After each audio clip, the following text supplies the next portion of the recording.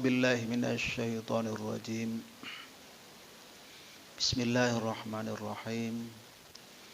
Ya ayyuhalladzina amanu kutiba alaikumus syiyamu kama kutiba alal ladzina min qablikum la'allakum tattaqun. Shadaqallahul azim. Jamaah hamba Allah, Bapak-bapak dan ibu-ibu, adik-adik, anak kami sekalian, muslimin muslimat rahimakumullah.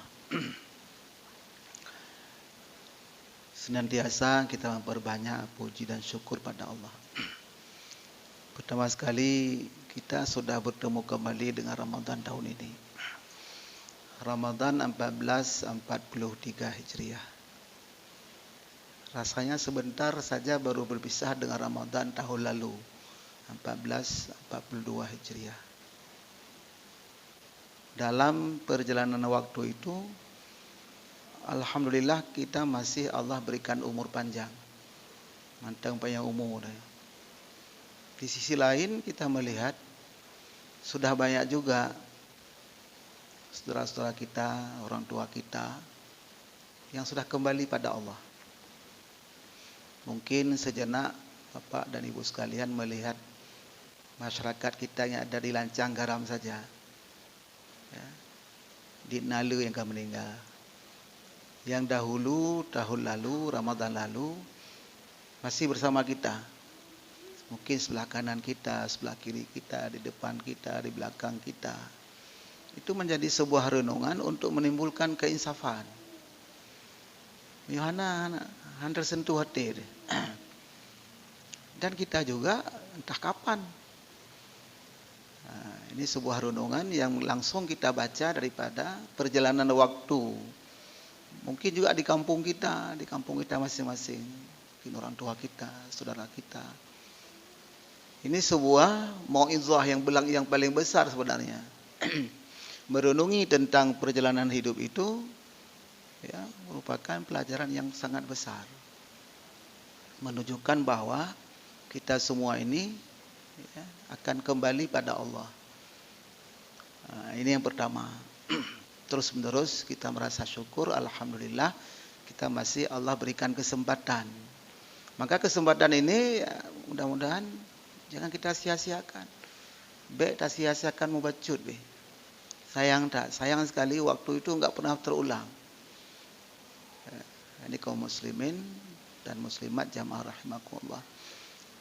Demikian juga selawat dan salam kepada junjungan alam Nabi besar Muhammad sallallahu alaihi wasallam beserta keluarga dan sahabat beliau sekalian. Orang tua kami yang kami hormati, Pak Imam, Pak Kecik, para orang tua kami di sini, para guru kami, jamaah sekalian yang berbahagia.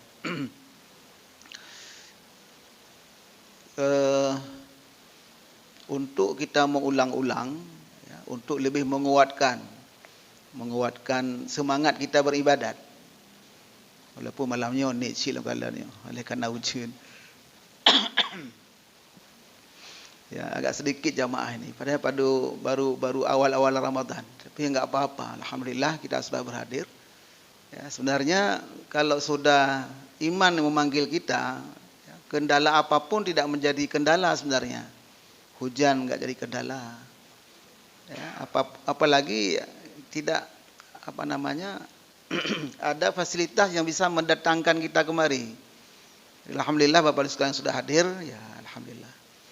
Kalau sejenak kita terbayang masa lalu di kampung kita masing-masing, para orang tua kita, hujan-hujan begini ke menasah ke masjid, ya, kadang daun pisang pakai. Daun pisang diambil taruh di atas kepala. Enggak terasa kadang-kadang kalau telekung putih sudah kena getah pisang.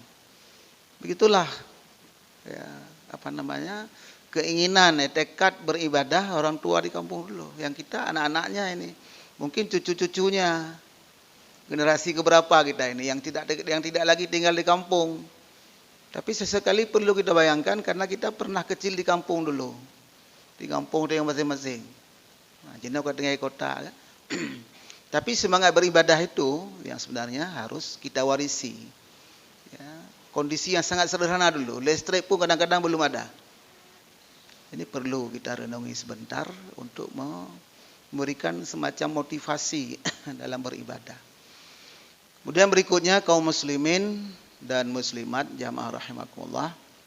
Kita bertemu kembali dalam Ramadan ini. Mungkin sama juga yang pernah kami sampaikan Ramadan yang lalu.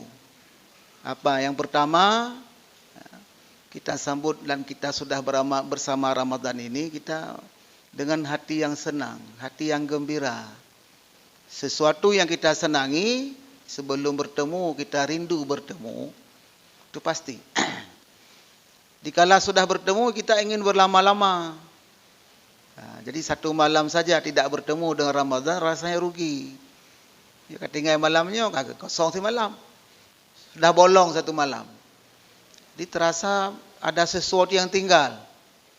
Maka ceramah-ceramah singkat seperti ini sesungguhnya bukan lebih kepada memberikan pemahaman dan pengetahuan dan ilmu, tapi lebih kepada memberikan semacam motivasi, dorongan, memberikan semangat beribadah.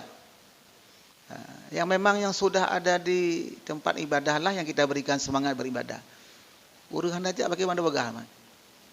Uruhan aja, mungkin kita sampaikan.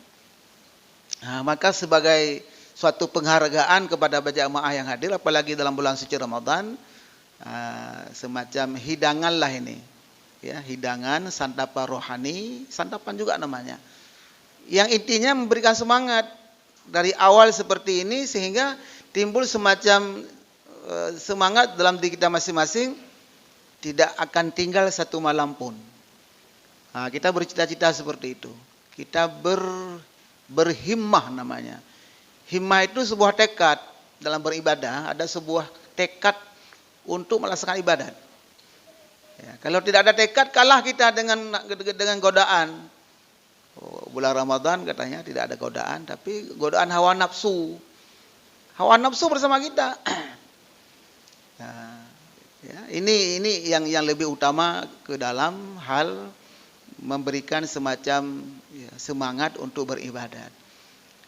Baik waktu-waktu seperti ini, lebih-lebih lagi untuk hadir waktu salat subuh. Mari kita bertekad semua, salat subuh itu mari kita hadir. Dan itu nilai ibadat salat subuh, nilai ibadat yang paling tinggi. Kalau salat subuh kita sudah bisa hadir, salat lain sudah ringan. Ini salah satu barangkali tekad kita masing-masing sebelum kita meninggal. Perlu kita berdoa pada Allah, ya Allah, berikanlah umur saya panjang, sehat badan, akan selalu hadir. Ya bagus sekali setiap salat 5 waktu jamaah. Tapi kalau tidak mampu yang lain, tekadlah. Tidur malam bertekad untuk bangun subuh. Semua kita bangun subuh memang. Tapi bisa hadir. Kalau sudah, alhamdulillah. Kalau belum, mari kita pertahankan. Karena secara kebiasaan, bangun itu semakin lanjut usia kita, semakin sedikit tidur.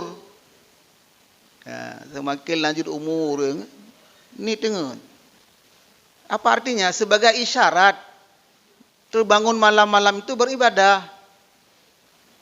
Ya anak mila tengah. Terbalik. Anak kecil itu sampai 8 jam, 10 jam. Kalau dia tidak berkali-kali tidur, ya tidak sehat. Tapi kalau kita sudah tua, banyak tidur, tidak sehat. Terbalik dia. Apalagi bangun tidur lagi habis sahur, itu paling berbahaya. Nah, di kaum muslimin dan muslimat jamaah rahimakumullah, ini tujuan utamanya, memberikan semacam motivasi, dorongan dengan ilmu yang sudah ada. Jadi gembira, senang, mudah-mudahan rasa senang ini akan bersama kita sampai selesai Ramadan. Ya, salat tarawih tiap malam jangan tinggal. Dibarengi dengan ibadat yang sangat melekat dengan Ramadan adalah baca Al-Quran. Baca Al-Quran. Syahrul Ramadan alladzi unzila fihi al-Quran hudal linnasi wa bayyinatin minal huda wal furqan. Ini juga kami sampaikan. Mudah-mudahan kami menyampaikan dapat pahala. Bapak dan Ibu kalau melaksanakan juga akan Allah berikan pahala. Dan pahala Ibu Bapak yang baca karena mendengar semacam ajakan dari seseorang akan mendapat pahala juga lagi kepada orang yang mengajak itu. Di samping dia pahala baca sendiri. Nah, coba kita bersama Al-Quran dalam bulan suci Ramadan ini. Ya, kalau nggak bisa kita hafal, kita bacalah. Minimal tamat sekali. Kadang-kadang ini Ramadan terakhir kita. Bukan pesimis. Oh nyok pegahnya Ramadan terakhir, nak calik. Bukan pesimis. Tetapi justru Allah perintahkan seperti itu. Ali Imran 133 wasari'u ila maghfiratin min rabbikum wa jannatin 'arduhas samawati wal ardh 'iddatil muttaqin. Bersegeralah kamu. Kalimat itu wasari'u, bersegera. Sur'ah. Jangan tunda-tunda untuk memperoleh keampunan Allah. Memperoleh keampunan Allah itu kan sifatnya umum sekali, luas sekali, luaran. Membaca Al-Quran mendapat keampunan Allah, beribadah mendapat keampunan Allah, berpuasa mendapat keampunan Allah. Beribadahlah secara umum itu mendapat keampunan Allah. Bersegera, kenapa bersegera? Karena tidak tahu ajal menanti kita. Ya, ajal menanti kita. Wa maghfiratum mir rabbikum. Ya, jadi keampunan itu dari Tuhan mereka, dari Tuhan kita lah, dari Allah Subhanahu wa taala. Nah, itu. Dan Nabi mengatakan juga bahwa orang yang paling cerdas antara orang beriman itu orang mukmin yang sering ingat mati. Ayyu mu'min akyas? Sahabat bertanya, "Ya Rasulullah, ayyu mu'min akyas?" Mukmin yang mana yang cerdas? Aksaru zikra lil maut, mukmin yang sering ingat mati, wa ahsanu isti'dadan lima ba'dahu, dan orang-orang yang bagus persiapan setelah mati. Setelah mati, setelah kita terbaring di alam kubur, siapa yang bantu kita?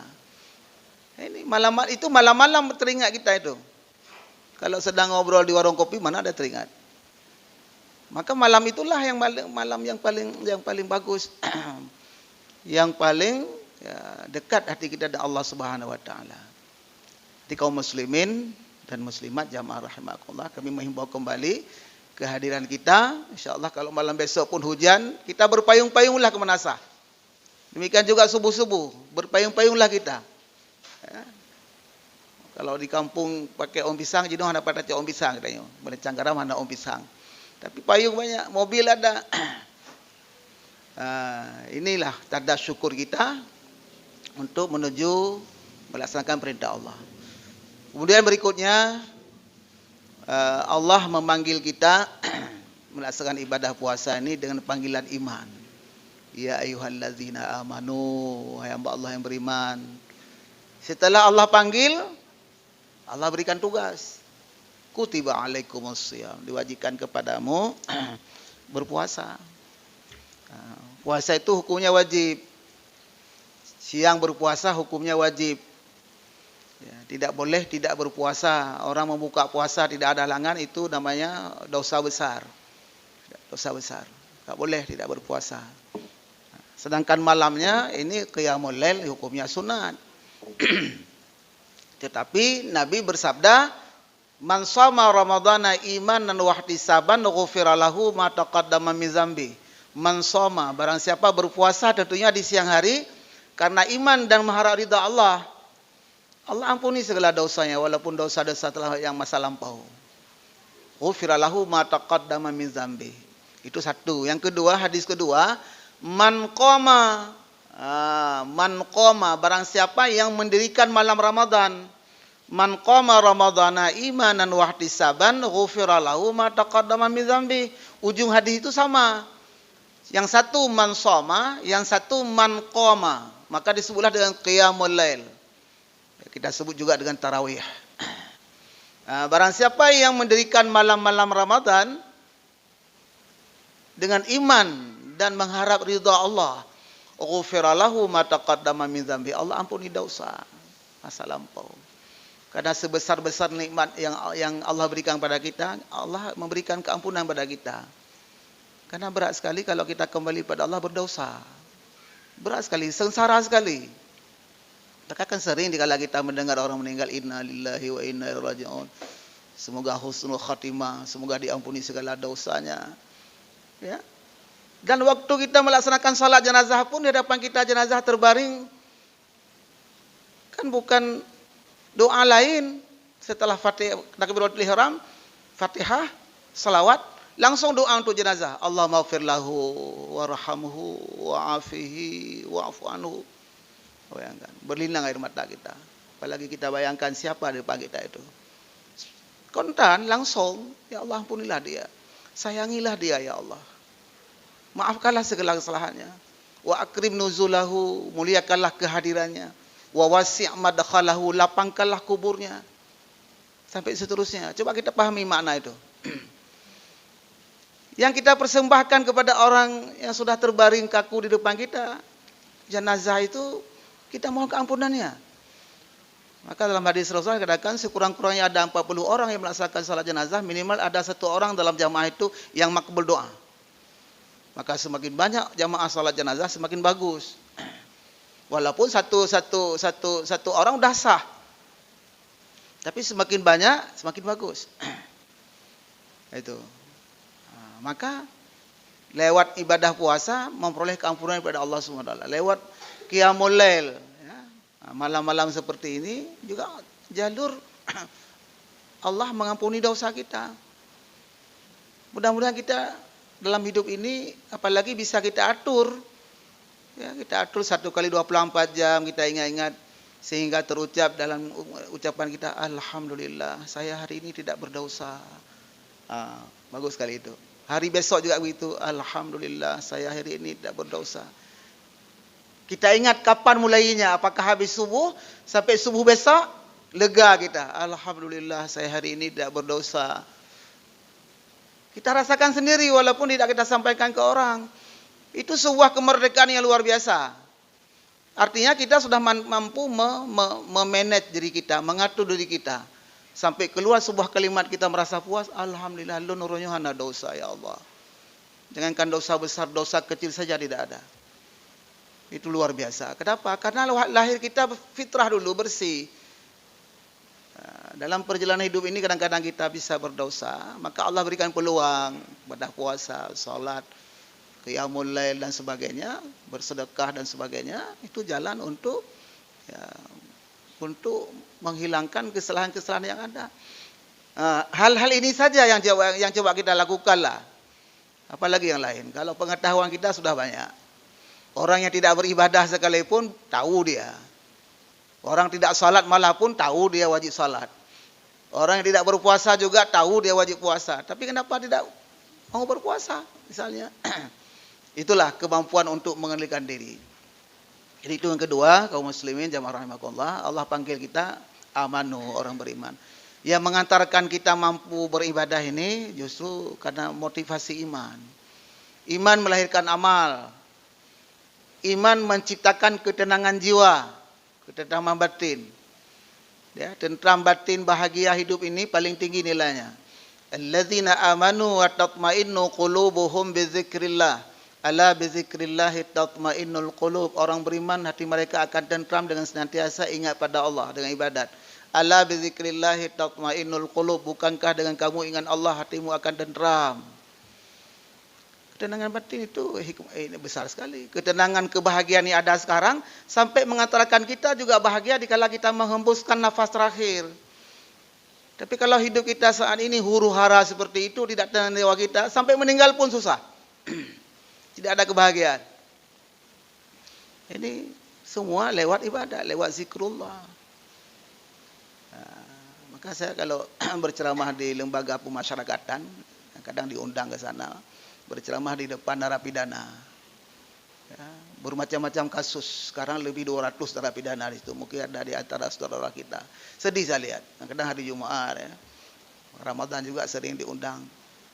Yang terbayang waktu kita lihat narapidana itu, ya, sesungguhnya itu karena korban hawa nafsu.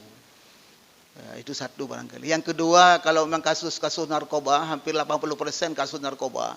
Bisa kita ambil kesimpulan kenapa harus terlibat narkoba. Karena dia stres. Karena dia tidak tenang hati. Kalau kita tanya kenapa nak, kadang kita panggil anak. Kenapa dek? Maksudnya, saya stres pak. Dengan bermacam-macam masalah. Apakah dengan lari ke narkoba akan hilang stres? Enggak, tambah stres. Sebahagian bertobat di situ, bagus sebahagian bertobat. Tapi sebahagian tambah stres sampai itu. Ada juga. Di kaum muslimin dan muslimat jamaah rahimakumullah. Jadi dengan panggilan iman ini mudah kita beramal. Iman melahirkan amal. Ya, demikian juga iman menciptakan ketentraman jiwa. Dan iman membentengi seseorang daripada perbuatan dosa. Walaupun tidak ada yang lihat. Itu yang kedua. Yang terakhir kaum muslimin karena waktu sangat batas. Kita melaksanakan ibadah puasa ini. Mudah-mudahan Allah terima. Jangan lupa rukun berpuasa ada 2. Kita ulang-ulang ini. Rukun puasa pertama niat. Jangan lupa niat tiap malam. Ya, secara hukum fikih kalau lupa niat tidak sah puasa. Secara makna filosofi yang terkandung dalam niat itu ya, bahwa melaksanakan ibadat kita menghubungkan hati dulu dengan Allah. Innamal a'malu binniyat. Jadi kita hubungkan dulu hati dengan Allah SWT, maka baru kita laksanakan. Tuh, jadi jangan kita anggap niat itu tidak penting, sangat penting menjadi rukun. Rukun sesuatu kewajiban yang menyatu dengan perbuatan. Wajib hukumnya. Kalau syarat suatu kewajiban sebelum sebuah kegiatan. Syarat wajib puasa misalnya. Tapi kalau rukun itu menyatu dengan amal ibadat. Jadi niat. Setelah terbenam matahari niat. Beberapa kali juga boleh niat, enggak apa-apa sebelum sampai terbit fajar. Ya. Yang kedua imsak paling penting, imsak menahan diri makan dan minum dan hal-hal yang bisa membatalkan pahala puasa. Sudah dari tahun ke tahun kita sampaikan ini. Cuma kadang-kadang dalam pelaksanaan belum maksimal juga, belum maksimal. Sementara kita berpuasa sudah puluhan tahun. Bukan bertahun-tahun maksudnya, sudah puluhan Ramadan begitu. Ya. Mari kita maksimalkan, mari kita tingkatkan imsak kita, ya, menahan lapar dan haus, demikian juga menahan hal-hal yang bisa batal pahala puasa. Bisa batal pahala puasa. Ini yang kadang-kadang sering terabaikan. Ya, baik pandangan, baik percakapan, menjurus kepada ghibah, mengupat dan sebagainya. Ya, sampai kepada mengendalikan emosi. Ya, bagus sekali. Sudah Rasul atur itu. Ya, emosi, marah. Kalau ada orang marah ke kita, malah disuruh jawab, saya sedang berpuasa. Masih marah juga. Sampai 3 kali disuruh jawab, saya sedang berpuasa. Seperti itu. Sehingga akan menjadi sempurna pengendalian diri kita. Nah, kaum muslimin dan muslimat jamaah rahimakumullah, inilah barangkali sebagai ulang kaji kita. Mudah-mudahan Allah akan berikan semangat kepada kita, hidayahnya, hidayah yang paling penting, ya, petunjuknya yang mengantarkan kita kepada menuju ridhanya, ya. Dengan ridhanya pula kita akan Allah berikan syurga. Yang senantiasa kita baca doa, Allahumma inna nas'aluka ridhaka wal jannah wa na'udzubika min sakhatika wan nar. Kalau untuk umum, kalau untuk sendiri, Allahumma inni a'udzubika, Allahumma inni as'aluka ridhaka wal jannah wa a'udzubika min sakhatika wan nar. Ya Allah, aku mohon kepadamu ridhamu ya Allah. Baru setelah ridha, surga. Lewat ridhalah Allah berikan surga pada kita. Dan aku berlindung padamu ya Allah daripada siksa api neraka. Mudah-mudahan setiap kesempatan ini dapat kita manfaatkan. Ya, mudah-mudahan juga malam-malam Ramadan ini kita manfaatkan secara maksimal, tidak ada yang tertinggal. Demikian juga baca Al-Quran, demikian juga hal-hal lain untuk lebih sempurna amal ibadah kita dalam bulan Ramadan ini. Semoga kita nanti pada satu ketika kembali kepadanya. Allah terima kita sebagai hambanya yang dipanggil dengan panggilan yang khusus. Ya ayyatuhan nafsul mutmainnah, irja'i ila rabbiki radiyatan mardiyah, fadkhuli fi ibadi wadkhuli jannati. Wallahu a'lam bissawab. Wabillahi taufiq wal hidayah. Wassalamualaikum warahmatullahi wabarakatuh.